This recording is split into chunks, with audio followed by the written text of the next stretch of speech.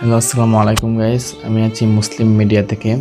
আপনাদেরকে আজকে এমন একটি ঘটনা শোনাবো যেটা শুনে আপনাদের বুক ফেটে যাবে। প্রবাসী মিজান ভাইয়ের কলিজার টুকরো আজ একা ফিরছে বাংলাদেশে।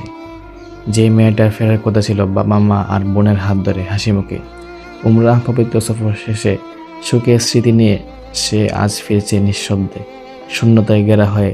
নির্মম সড়ক দুর্ঘটনার এক মুহূর্ত কেড়ে নিয়েছে তার আপন দুনিয়া। বাবা নেই, মা নেই, আদরের বোনও নেই। সবাই পড়ে আছেন সৌদি আরবের মর্গে। আর ছোট্ট এই প্রাণ আজ বুঝতেই পারছে না কেন তার পৃথিবীটা এমন হঠাৎ অন্ধকার হয়ে গেল।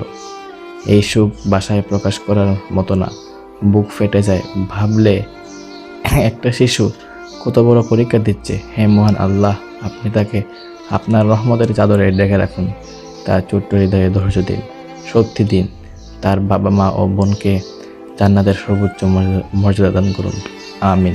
রিপোর্টার মোহাম্মদ জুবাইর আহমদ।